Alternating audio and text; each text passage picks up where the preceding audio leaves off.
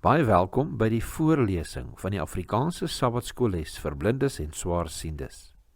Hierdie lesse word voorsien deur die Wêreldkonferensie van die Sewende Dag Adventiste Kerk. Die voorlesing van die les word aan u gebring deur SSL in samewerking met Adventiste Wêreldradio Afrikaans en word voorgeles deur Marlena Nel.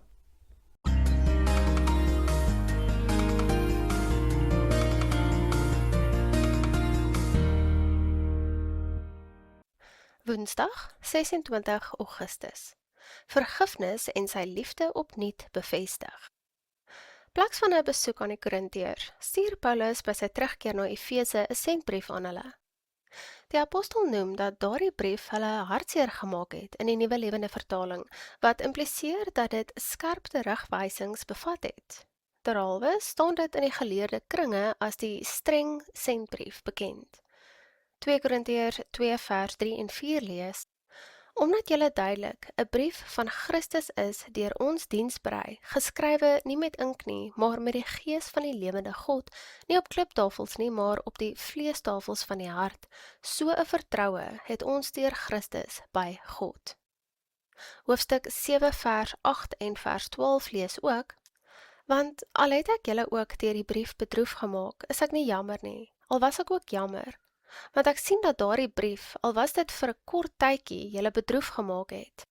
Al het ek ook aan julle geskrywe, dan was dit nie terwille van hom wat onreg gedoen het nie, of terwille van hom wat onreg gelei het nie, maar dat ons ywer vir julle aan julle duidelik kan word voor God. Lees 2 Korintiërs 7 vers 5 tot 13. Wat was die gevolge van Paulus se streng sendbrief aan die Korintiërs? Hoe het die apostel op die Korintiërs se reaksie reageer? 2 Korintiërs 7 vers 5 tot 13 lees soos volg: Want ook toe ons in Macedonië gekom het, het ons vlees geen rus gehad nie, maar ons is op allerlei maniere verdruk. Van buite was daar aanvegtinge, van binne verskrikkinge. Maar hy, wat die nederige troos, naamlik God, het ons getroos deur die koms van Titus, en nie deur sy koms alleen nie, maar ook deur die troos waarmee hy oor julle getroos is, deurdat hy aan ons berig gebring het van julle verlange, julle verdriet, julle ywer vir my, sodat ek my nog meer verbly het. Want al het ek julle ook deur die brief bedroef gemaak, is ek nie jammer nie, al was ek ook jammer. Want ek sien dat daardie brief, al was dit vir 'n kort tydjie, julle bedroef gemaak het. Nou is ek bly, nie omdat julle bedroef was nie, maar omdat julle bedroef was tot bekering, want julle was bedroef volgens die wil van God, sodat julle deur ons in niks skade gelei het nie. Want die droefheid volgens die wil van God werk 'n onberoulike bekering tot redding, maar die droefheid van die wêreld werk die dood. Want kyk, juist dit, dat julle bedroef geword het volgens die wil van God, wat 'n groot ywer het dit in julle gewerk, ja, verantwoording, verontwaardiging, vrees, verlange, ywer, bestraffing. In alles het julle bewys dat julle in die saak rein is. Al het ek ook aan julle geskrywe, dan was dit nie terwille van hom wat onreg gedoen het nie, of terwille van hom wat onreg gelei het nie, maar dat ons ywer vir julle aan julle duidelik kan word voor God. Daarom is ons getroos oor julle vertroosting en het veral bly geword oor die blydskap van Titus, omdat sy gees deur julle almal verkoop is. 2 Korintiërs 7 vers 5 tot 13. Die vraag lees weer: wat was die gevolge van Paulus se streng sendbrief aan die Korintiërs en hoe het die apostel op die Korintiërs se reaksie gereageer? Paulus en Titus het mekaar later in Macedonië ontmoet. Die bring toe die goeie nuus dat die apostel se streng sendbrief 'n positiewe uitwerking gehad het. Paulus het hom verheug daaroor. Al het Paulus teestand van party gemeentelede in Korinthe ontvang, het die kerk as 'n geheel hom hul steun toegesê. Dit is so belangrik dat ons ons leiers ondersteun, want sodoende vergemaklik ons hul sware taak aansienlik. Lees 2 Korintiërs 2 vers 5 tot 11. Wat is die hoofgedagte hier? 2 Korintiërs 2 vers 5 tot 11 lees as volg: Maar as iemand droefheid veroorsaak het, dan het hy my nie bedroef nie, maar ek wil nie oordryf nie, min of meer julle almal. Vir so iemand is daardie bestraffing deur die meerderheid genoeg, sodat julle daarteen hom liewer moet vergewe en vertroos, dat so iemand nie miskien deur al te groot droefheid verteer word nie. Daarom vermaan ek julle om die liefde aan hom te bevestig. Want daarom het ek ook geskrywe om julle beproefdheid te weet, of julle in alles gehoorsaam is.